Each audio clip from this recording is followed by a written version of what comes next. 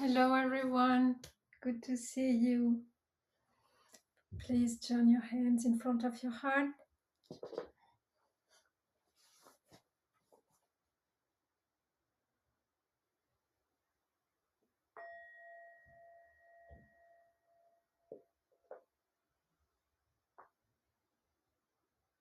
And bow.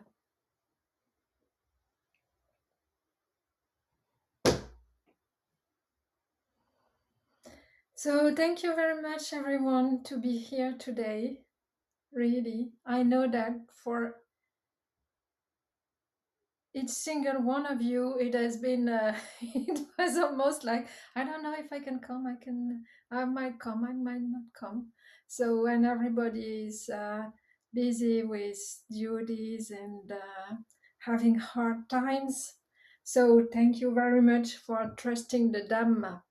And so, it is quite an honor then to have you and to have your attention right now. And I must apologize because I'm so unprepared for today's talk. I would say like every Sunday, but today, this morning, I thought, oh, I'm so unprepared again. Um, yes. And so I hope this talk will be, or even if we practice, maybe if I have nothing to say, then that it will be useful for you. And I had this thought, and then I dropped my um, black waterproof mascara brush on my white pants, my only Qigong pants. And I said, oh, where does it come from? Right? And I said, oh, it's karma, paying back. And I said, oh, what can be, what where can it come from? What do I have to pay back?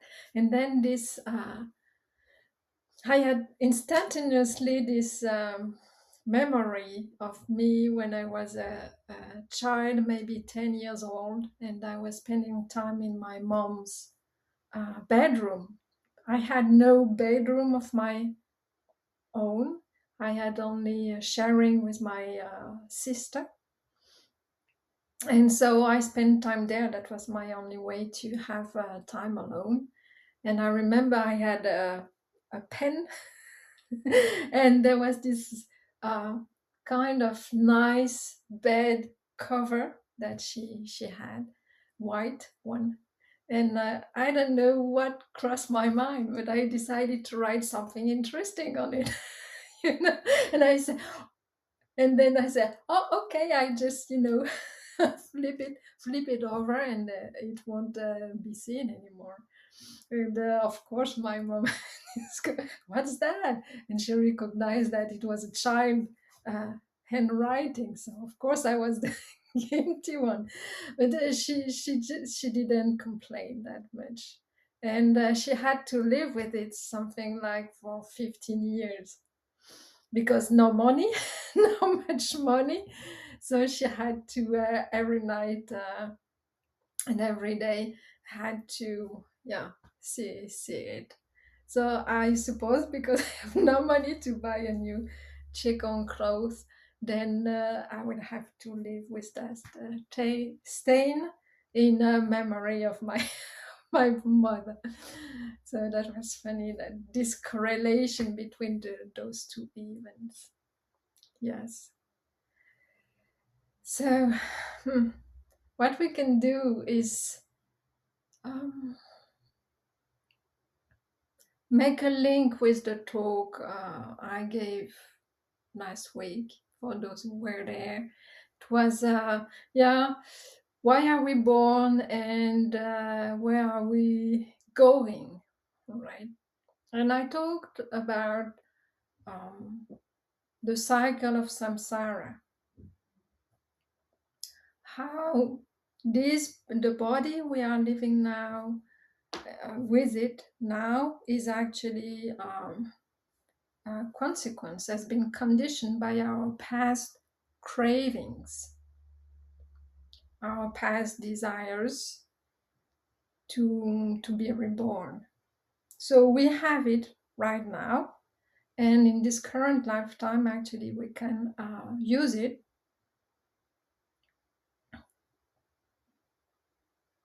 For we can use it to cultivate certain factors in order to make an end to this cycle of samsara, right?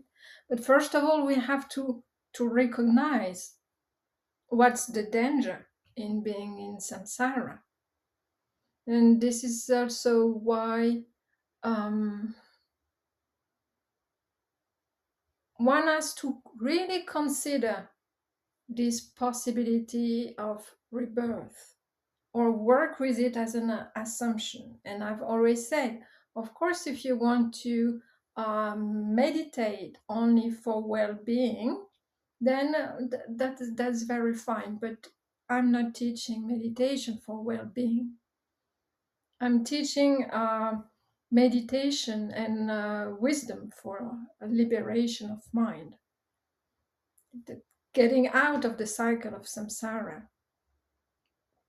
right? And of course, I could say I'm teaching for happiness or for peacefulness. It can be also an anchor for those who are listening. Yes. The Buddha said that what he teaches is the end of suffering.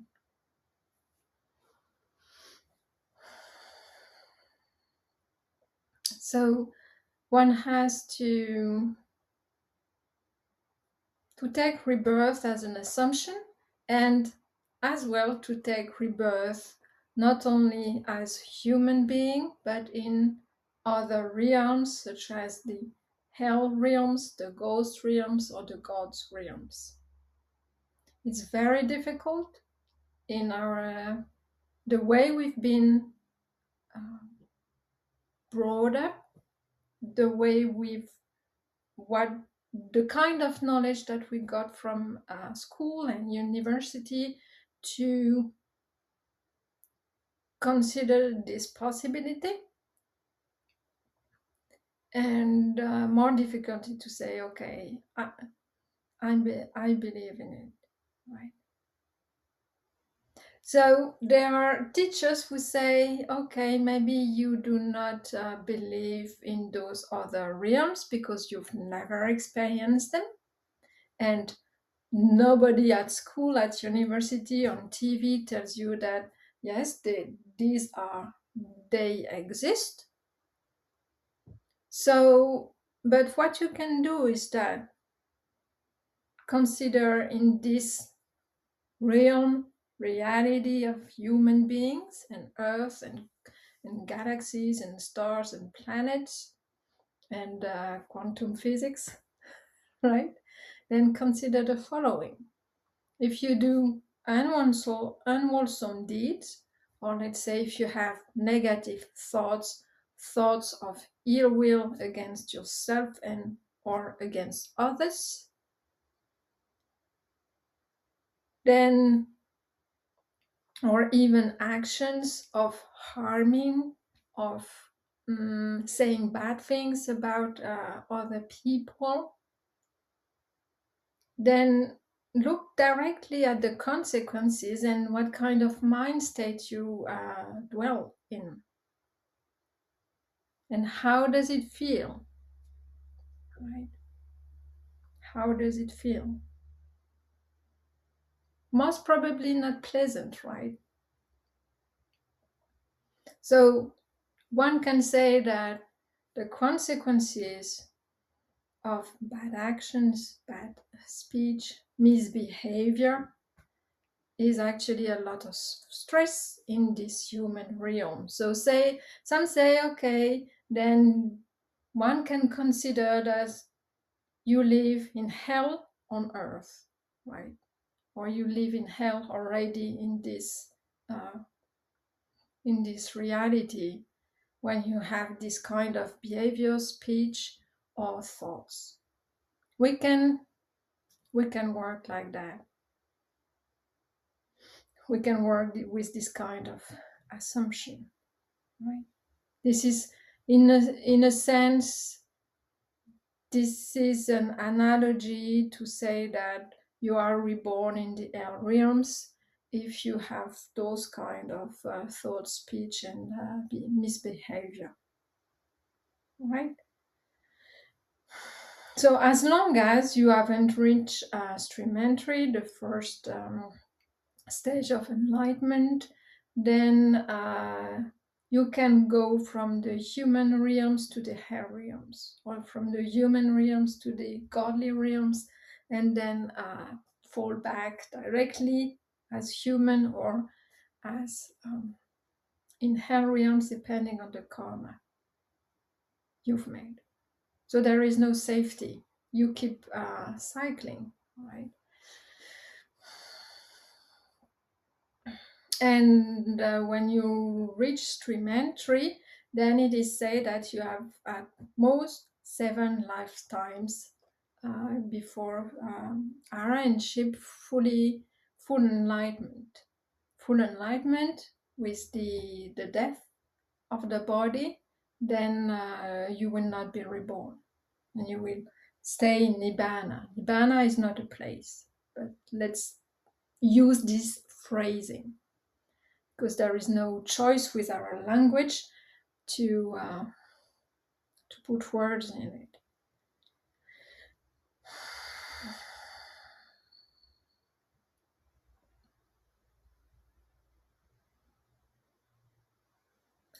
All right, so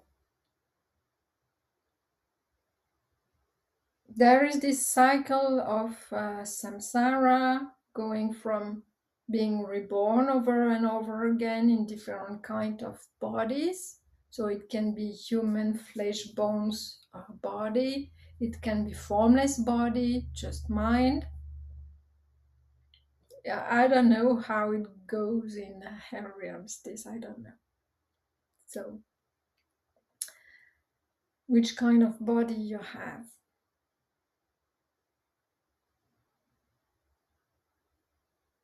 And due to ignorance, because you do not know the cycle of samsara or the causes and conditions that leads to this rebirth, then a normal worldly beings would just follow his, her desires and cravings, and then make more conditions for further future rebirth. When you hear the Dharma, then you've been acquainted with this cycle of samsara, and the Buddha also tells you that there is a way out of it.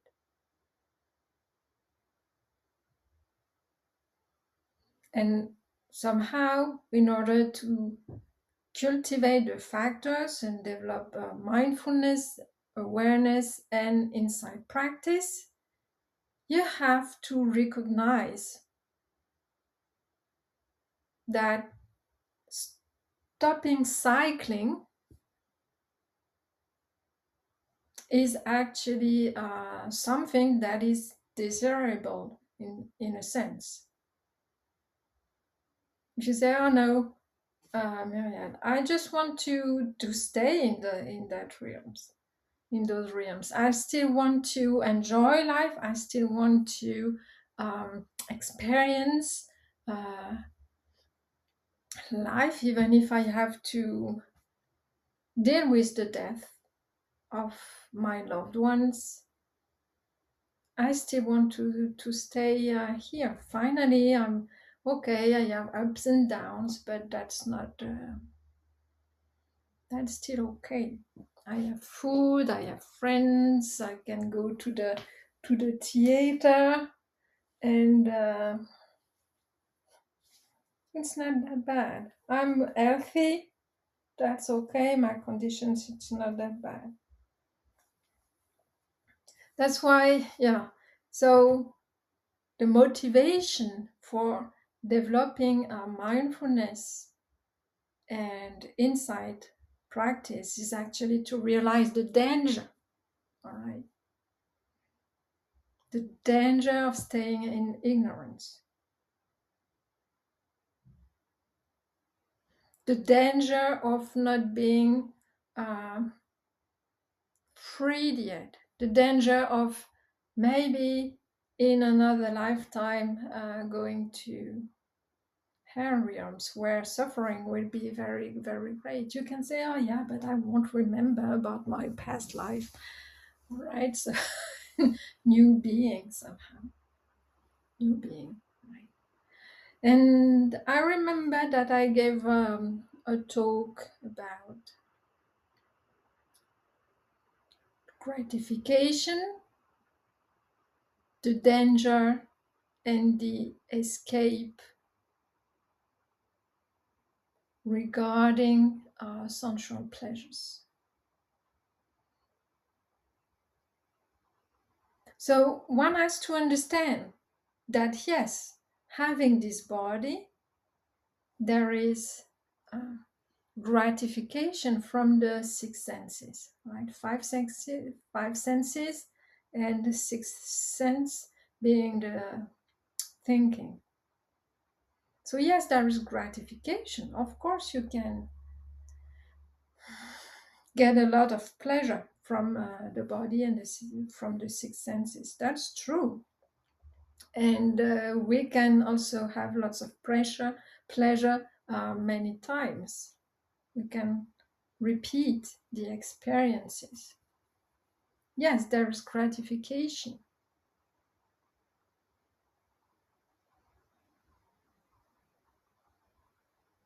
The danger, well, the dangers. I don't want to make this class again. You can watch it. It's maybe 20 minutes. The danger is manifold. Is that because of this gratification and the pleasure, then we crave for it somehow. We want to repeat it, and we want to repeat it at the expense maybe of others. And because we want to keep the way it is, because we want more of it, then we start to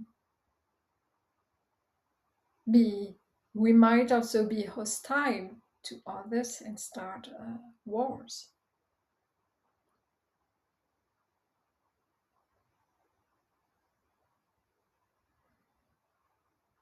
And the escape is the Noble Eightfold path, where you get dispassionate from sensual pleasures and from any kind of desire. And one has to realize, because this dispassion, disenchantment from sensual pleasures and any kind of desire, when you start to realize where it brings you, to a lot of stress and also accumulation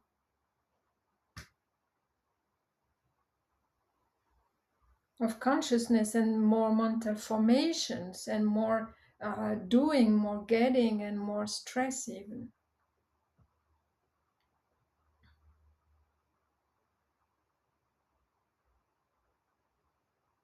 Because you realize that where it brings you, then you start to cultivate. Say, all right, it really brings me to stress, but if I'm dispassionate, disenchanted, then I'm calm, and I do not have to run to get or to achieve or to run away from.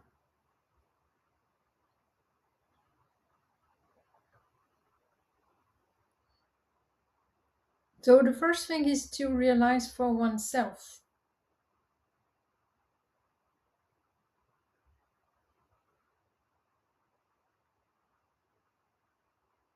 that yes, there are sense pleasures, that there are gratification, but what you have to do to get them, to get more often of them, that you have to organize everything around them, sometimes also harm yourself and others to keep them. or wanting to affirm oneself, to achieve something, and to be proud of our own achievement and things like this. But it causes lots of stress.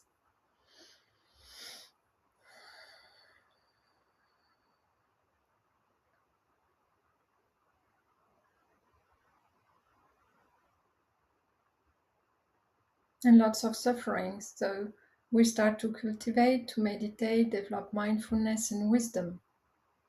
Get a calm mind.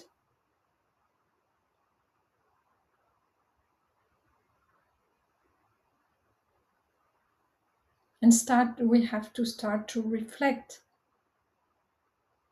on the goal. All right.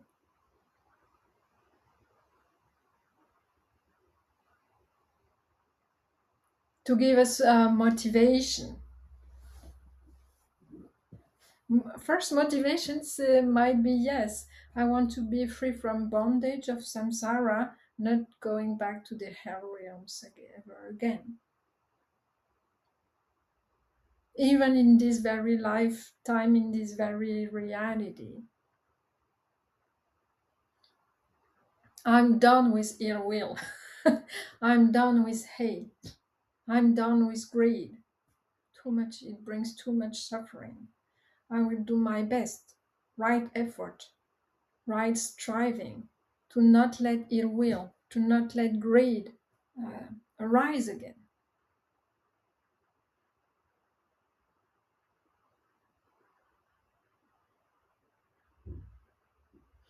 Doing nothing and just meditating, just being,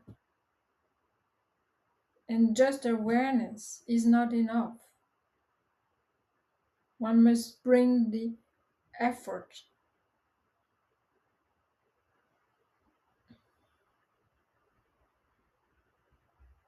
The effort to not let greed, hatred, and illusion arise. Right? And maintain the condition for them to not arise.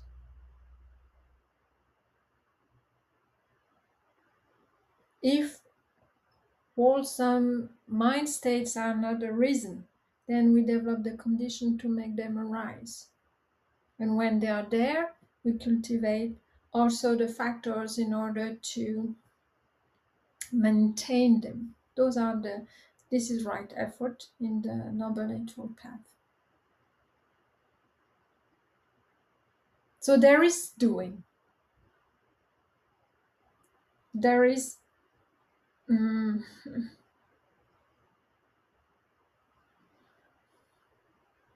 it's not passive. It's not just knowing the way. It's really right effort. Abandoning what is unwholesome, cultivating what is wholesome. Right?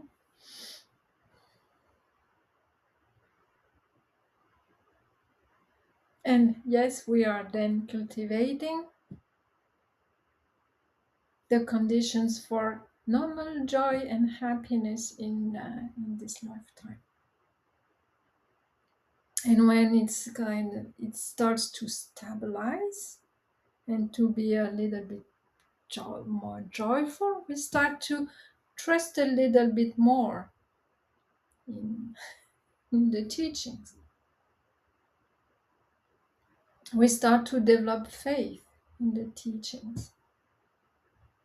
All right, so if I pick this one,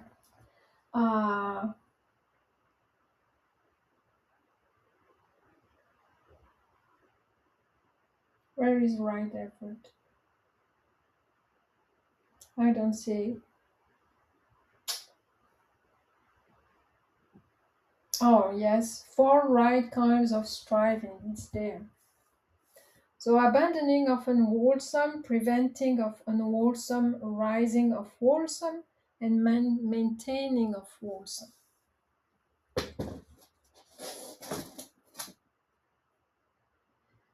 All right, so we start to develop faith in the teachings, and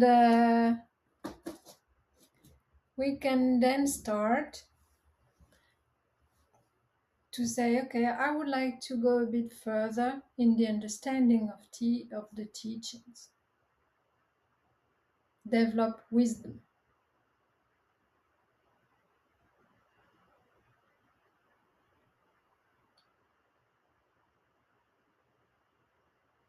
What the Buddha's teachings is all about.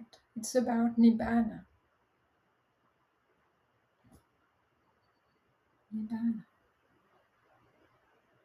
Dispassion, cessation, Nibbana. There is also another class about that. That is entitled "What's the All the Noble Eightfold Path is about."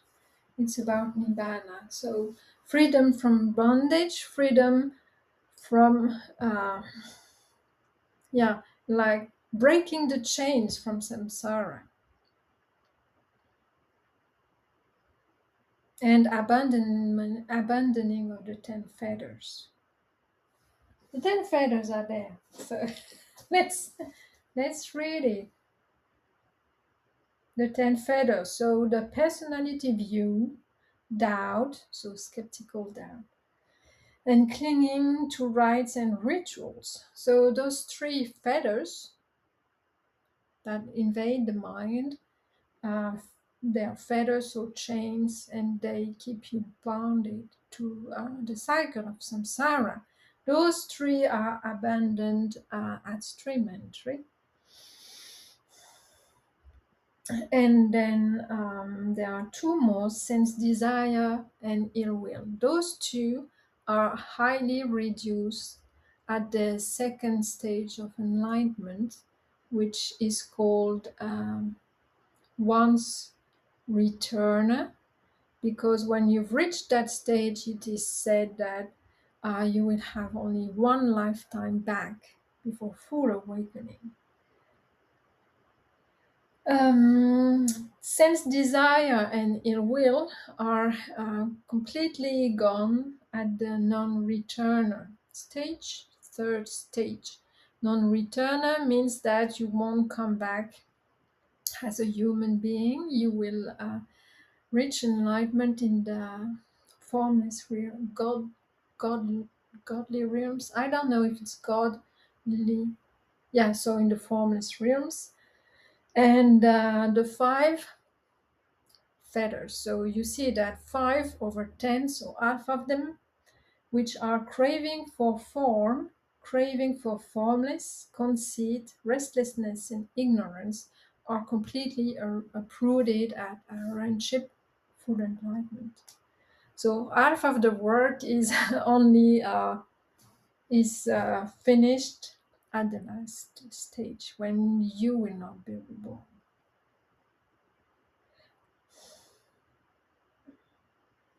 So those fetters, those chains, is what keeps you in the cycle of samsara, and they are completely uprooted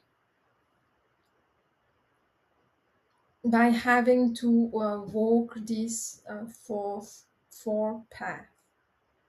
Right.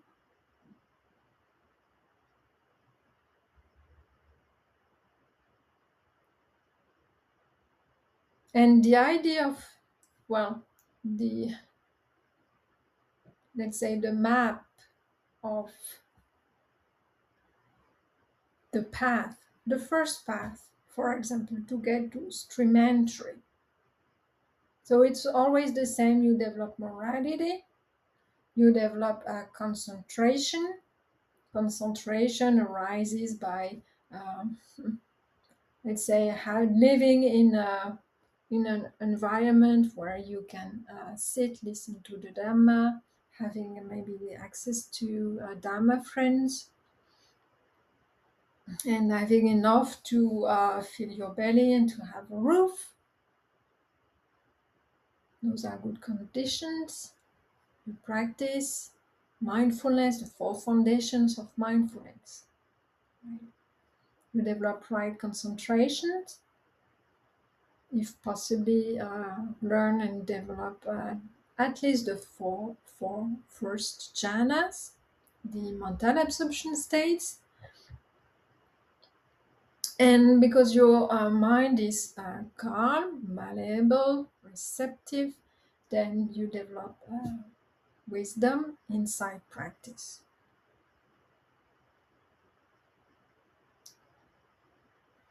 And in the four foundations of mindfulness, yes, it has the four foundations of mindfulness, but in these four foundations of mindfulness, there is insight.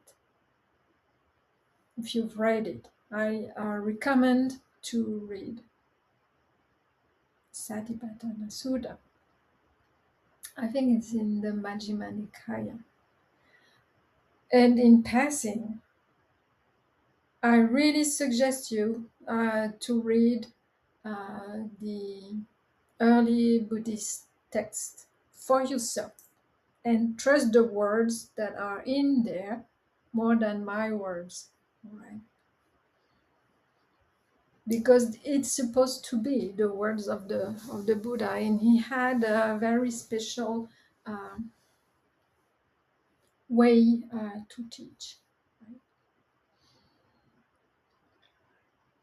So concentration, insight practice, and the map of insight, let's say, it's to develop understanding through looking at the three characteristics of every conditioned phenomena.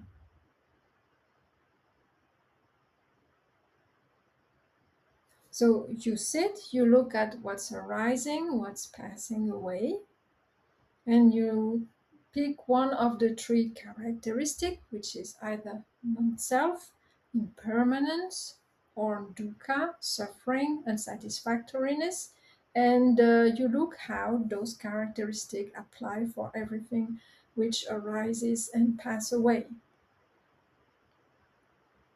And by doing so, you will realize, okay, first of all, there will be different knowledges, but first of all, you will start to realize that everything arises and passes away. It will not only be theoretical, it not only will be rational, logical thinking. You will experience it. You put your awareness in the body, and yes,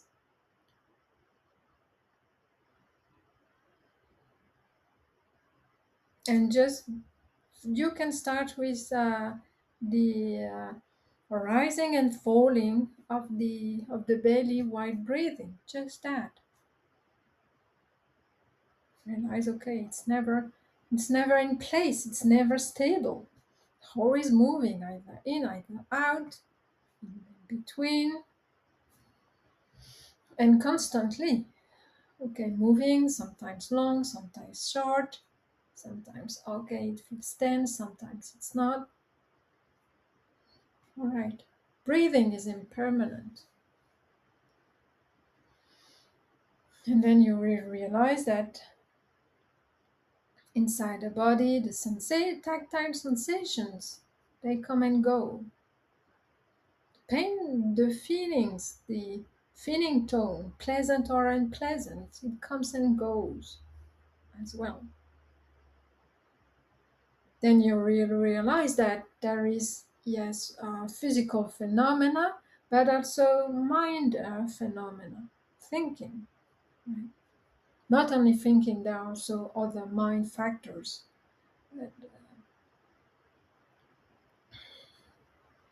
All right, so thought, you will start to see that thought comes and goes. So impermanent. And of course, if thoughts are impermanent, and thoughts are mostly revolving around yourself, what you are, what you believe in, what you conceptualize, what you want, and they are mostly there to make a situation around yourself. I am there, I am this person, I am going to do that. Those are the kinds of context uh, of thoughts. So they are there to define you, right? And you believe them. They are true. Then you believe that they are you. When you do insight practice, you start to realize, okay, that those thoughts comes and goes. That means that they cannot be me, right? Because me or self would be something kind of solid, like there is a core of me being myself. So looking at impermanence during sitting, looking at every phenomenon will help you to realize that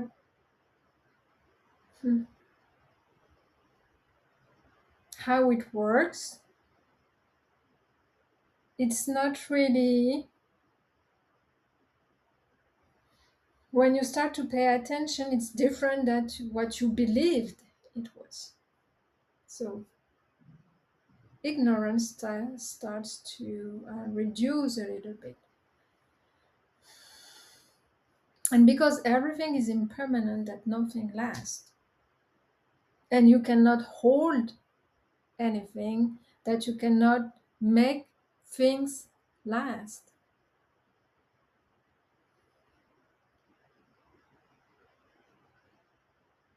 Like this trousers, right? No, it was so white, so nice, and now oh, it didn't stay white. I couldn't maintain this whiteness.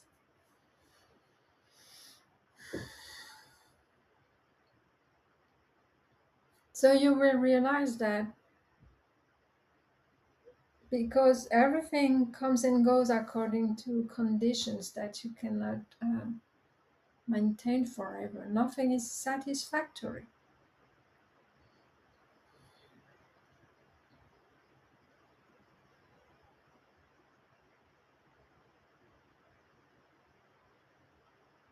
And because you will sit with all of that and start to decipher, to apply this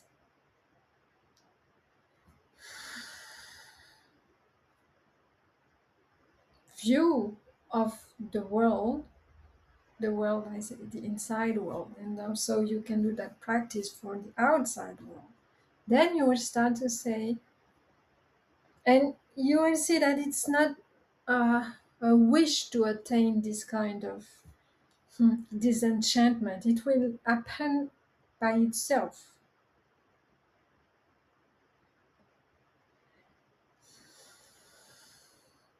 Then the mind at some point will make the leap towards Nibbana. So I say, okay, where is it? Is that a place where we can enjoy full happiness? What is it? The unconditioned. So samsara are all phenomena that you will experience are conditions, and they come and go. They are impermanent, not self, and unsatisfactory. And Nibbana is called the unconditioned.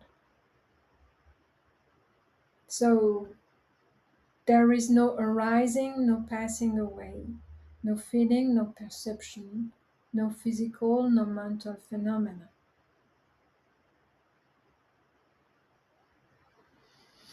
There is no experience, no experiencer. And Nibbana and samsara, they do not coexist. They are the opposite.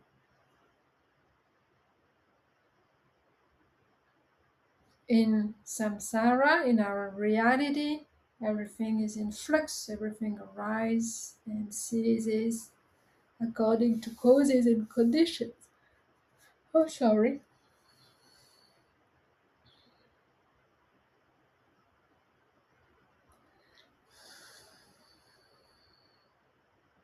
And in Nibbana, it's the unconditioned. Nothing arises, nothing is experienced.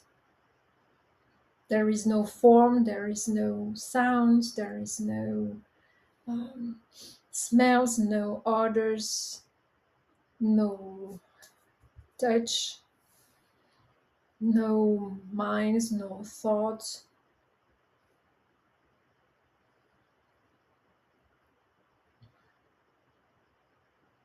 And because it's the unconditioned, it's true happiness.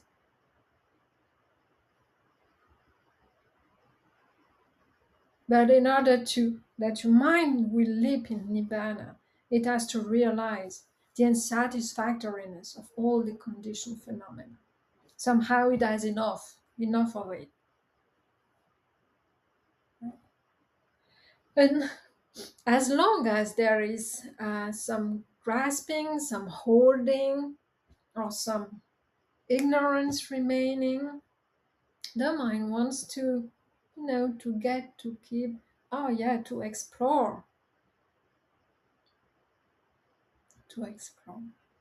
As long as there is not this full understanding of the unsatisfactoriness and permanent characteristic of everything and in all realms,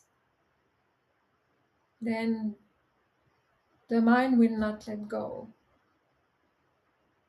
And I was discussing with one of you yesterday morning that the mind has to be also aware of itself, and usually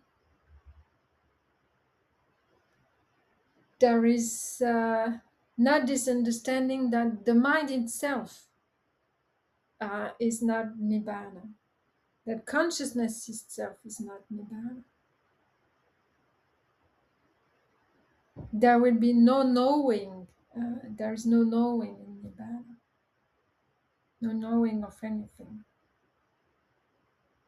And in order to say, yeah, but the Nibbana, there is no feeling, there is no experience, there is no nothing in there. I won't be here either. How is it the ultimate bliss and happiness? Well, you will come to that conclusion by doing the insight practice. And this, if this would be happiness according to you, you won't be here listening.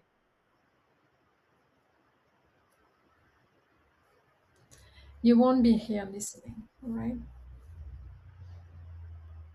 You are trying to find an explanation, meaning, a way out somehow.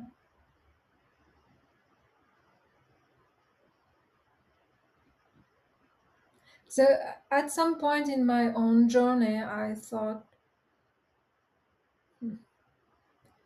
I cannot talk about Nibbana. I would just talk about the benefits of meditation and of development of wisdom in the here and now in order to help people to feel better. Right? I can still do that. I can still do that. Say, okay, you have to be aware of your thoughts, of the contents, and apply this and this, a bit of meta, a bit of removing this which is not good for you, and then in that life you will feel already better. So I can still do that. But now I feel that the greatest gift of the Dhamma is actually showing the way.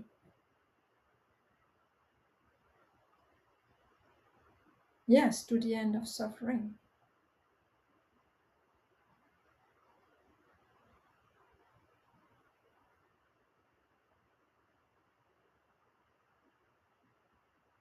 Which is, yeah, Nibbana, reaching, attaining Nibbana. That's the goal. That's the goal. And if we do not talk about the goal, then something something is missing, and the mind hmm,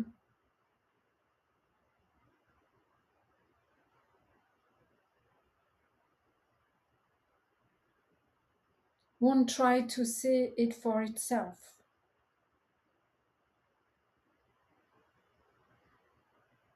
If nobody tells you that yes, it's desirable to achieve that goal,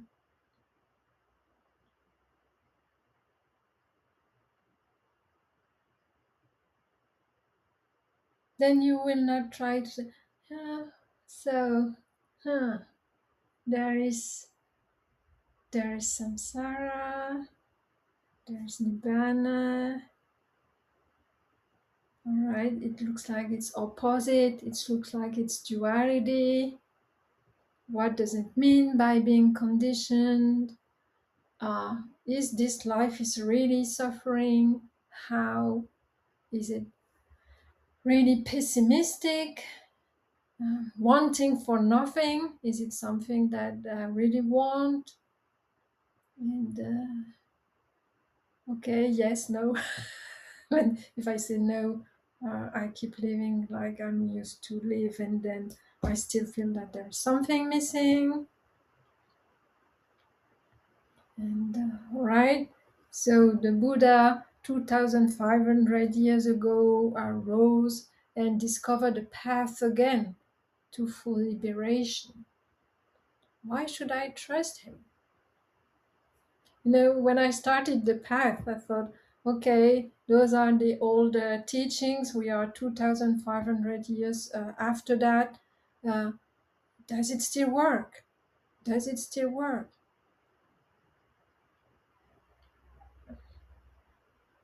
And I thought at some point, well, uh, I will show, I will try to apply the teachings and demonstrate that it doesn't work anymore. No,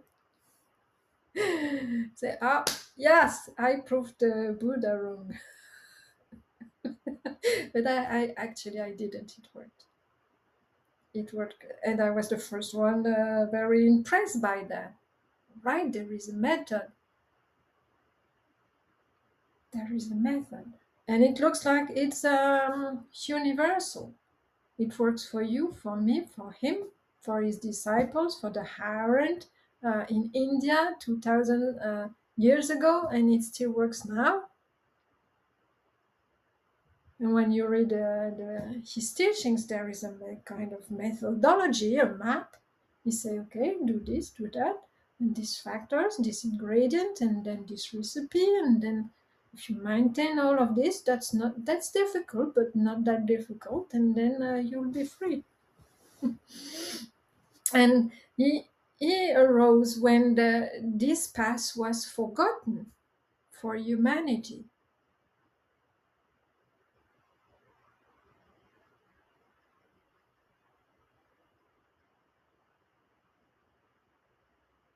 The, this was not there. There was a different kind of view, perspective, practices, and so on. He's the one who said, "Yeah, guys, there is a way out. There is Nibbana. What is Nibbana? Well, it's the unconditioned. So you cannot really talk about it because nothing is in there." So he tried his best, and people say, "Oh yeah, good for you, man." But then he said he started to convince people and then to give the directions, and then other people manage also to get free from samsara, to reach nibbana, and to say, oh yeah, guys, it's worth it. You should try. If you want, I can show you the path, and then you can do it for yourself. And yeah, so do mindfulness, do insight practice, sit, and abandon this, abandon that. It will help you, and then discover by yourself. And then yes, another one, another one, another one. Sangha becomes big.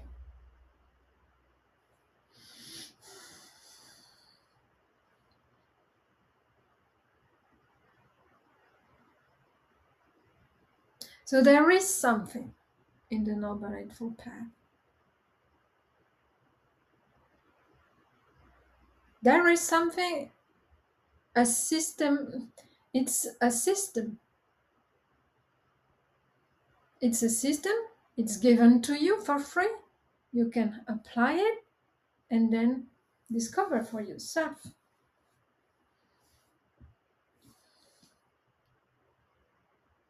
The funny thing is that 2,500 years after the man, it's still working. And it can be yours. It can be your liberation. So depending on, of course, of your past karma, you might reach this or this or these stages of enlightenment. But then once we call it stream entry, because once you're in, then you will be pushed towards the end. Pushed towards the end. And it's important to know that. It's important to know that other people apply the practice and manage to indeed realize what the Buddha realized.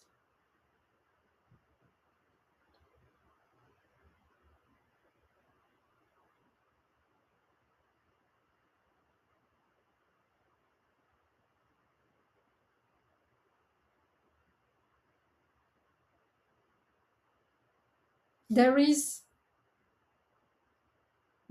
a way, there is a system that transform, purify your mind and guide it towards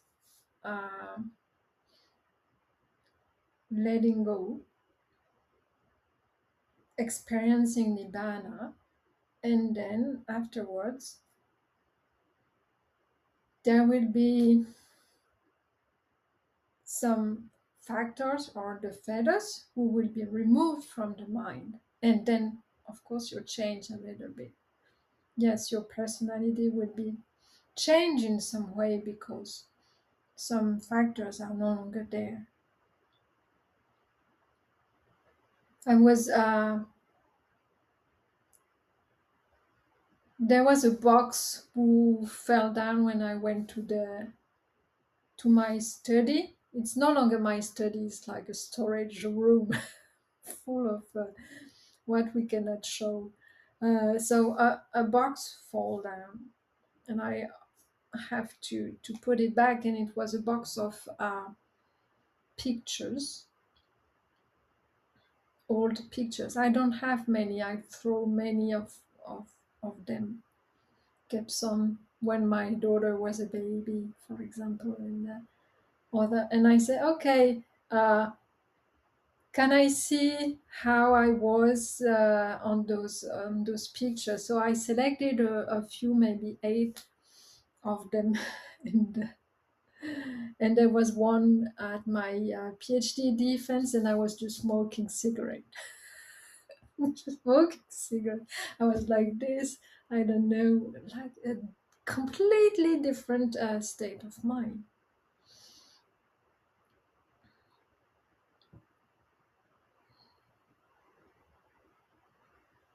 And remembering how, yeah, with ignorance also there. So, so I show them to my daughter. Oh no, Mom, you were smoking.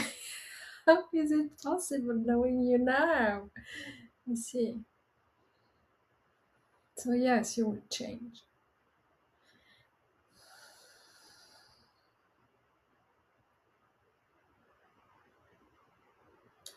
I encourage you to look for yourself, to do the practice,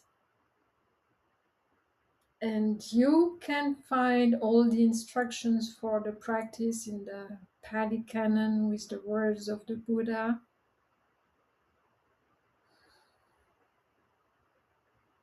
I liked reading the suttas and his words because there is no superfluous words. And even if it was written a long time ago, uh, it's still very contemporary, I would say.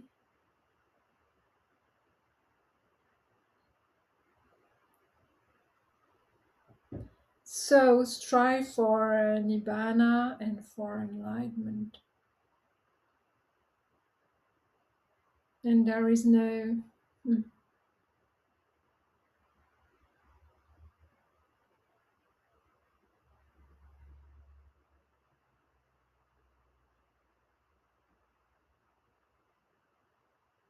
And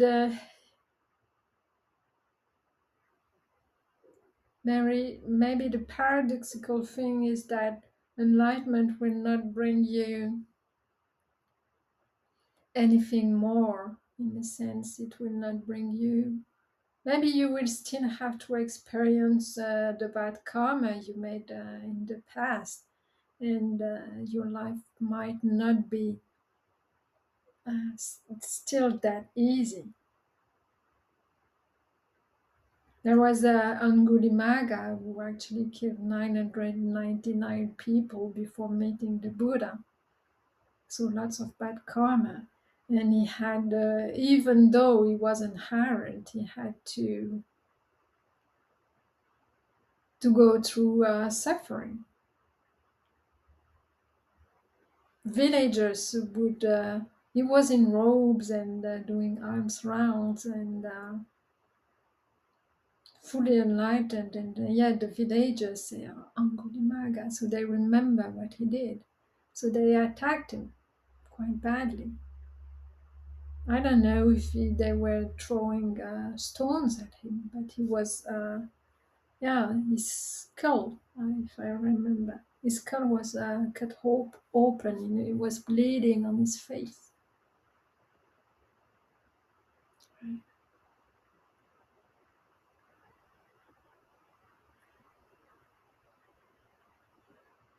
The Buddha said, imagine Angulimala if you didn't do all this good karma by cultivation and by developing wisdom and being inherent, how bad it could have been for you, killing those 999 people.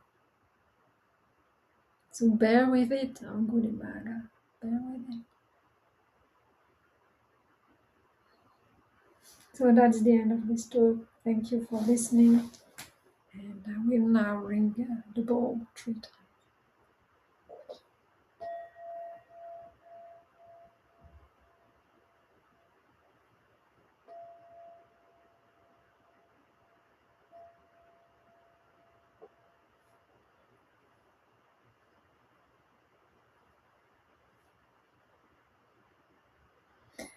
So thank you for your attention, and I wish you good practice, insights, and joy in the practice. And if you need anything else, and if you have any questions regarding the teachings, or if you need sources to read or things like this, you can ask me anytime. And if you have any question right now, of course, you can unmute yourself and please ask, or you can go if you need to.